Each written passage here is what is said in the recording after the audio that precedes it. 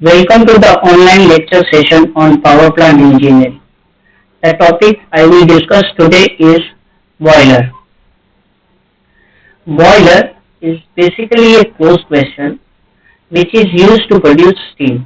So we can say that boiler is an apparatus that is used to produce steam. Whatever the thermal energy that is released by the combustion of fuel is used to make steam at a desired temperature and pressure. Now, whatever the steam that is produced, it is used for generating the power in steam engine or steam turbine. And this steam is used in certain processes in sugar mills, chemical and textile industries, etc. Now, what is the selection criteria of boiler? The, the first one is the working pressure and quality of steam. The next one is steam generation. The third one is floor area available. The next one is accessibility for repair and inspection. The next one is competitive initial cost. The next one is fuel and water available. The last one is operating and the maintenance cost. So these are the few selection criteria for boiler. Now coming to the boiler properties. What are the boiler properties you must have? The first one is safety. The boiler must be safe under the operating condition. The next one is accessibility. The various parts of the boiler should be accessible for repair and maintenance. The next one is capacity. It should be capable of supplying steam according to the requirement. The next one is efficiency. It should be able to absorb a maximum amount of heat produced during the burning of fuel in the furnace. The next one, it should be very simple in construction.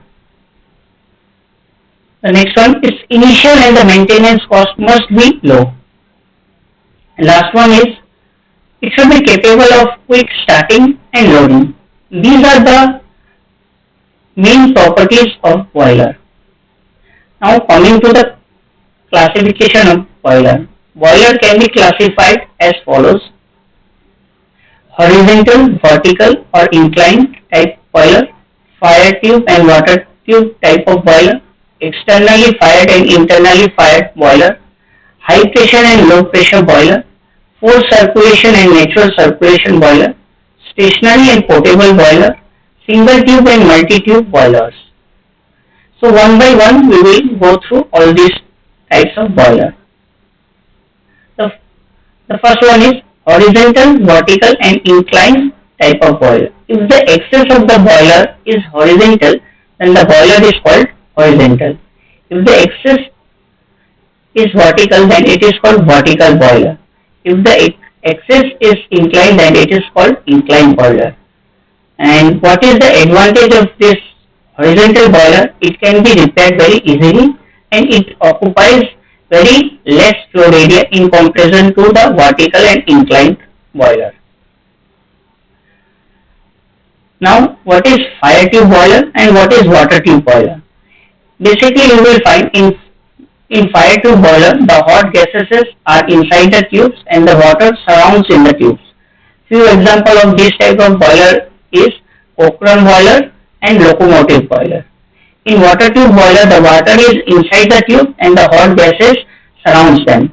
Still use one of the water tube boiler. As you can see here, fire tube boiler, inside the pipe you will find fire and surrounding waters. In water tube boiler, inside it will be having water and surrounding fire. Externally and internally fired boiler. The boiler is known as externally fired if the fire is outside the cell. Example is that Babcock and Wilcox boiler In case the internally fired boiler, the furnace is located inside the boiler shell. An example of internally fired boiler is Cochrane boiler and Lancashire boiler. Now, what is forced circulation and natural circulation boiler? In forced circulation type of boiler, the circulation of water is done by forced pump. Example is Lemon boiler and Wilcox boiler. In natural circulation, the circulation of water in boiler takes place due to the natural convention. Example is Lancashire boiler and Babcock boiler. High pressure and low pressure boiler. If the boiler which produces steam at a pressure of 80 bar and above, then it is called high pressure boiler. Wilcox boiler is an example of high pressure boiler. If the boiler which produces steam at a pressure below 80 bar, then it is called low pressure boiler. Cochrane boiler is low pressure boiler. Single tube and multi-tube boilers. The fire tube boiler are classified as single tube and multi-tube boiler depending upon the fire tube is one or more than one. Furnace boiler. Okay, this is an example of that. And what is the difference between fire tube and water tube boiler? As I already said, fire tube boiler is internally fired and water tube boiler is externally fired. In fire tube boiler, the rate of steam production is low. In water tube boiler, it is high. In fire tube boiler, the construction is very difficult, and water tube boiler, the construction is very simple. It is very difficult to transport. Means the transportation is very difficult. It is very simple to transport. Treatment of water, not so necessary. In water tube boiler, it is more necessary. The operating pressure, it is limited to 16 bar. In water tube boiler, it is under high pressure at 100 bar.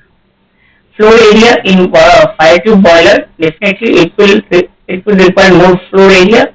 In water tube boiler, it will require very less flow area. The shell diameter is large for the same power, but in case of water, it is small. Explosion chance is less, it is more. Risk of bursting is very less in fire tube boiler, but more is in water tube boiler. Types of fire tube boiler. These are the few fire tube boiler: simple vertical boiler, Cochrane boiler, Cornish boiler, Lancashire boiler, locomotive boiler. Simple vertical boiler consists of cylindrical shell, as you can see in this particular figure. The greater portion of which is full of water, as you can see in this figure, and the remaining is steam space.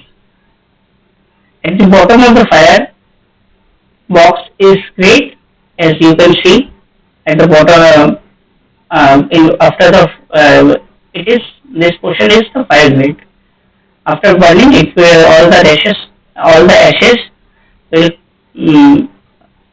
be put in here and falls in the ash pit. A simple vertical boiler is self-contained and it can be easily transported. In Cochrane boiler, it is one of the best types of vertical and multi-tabular boiler, and it has number of horizontal fire tubes.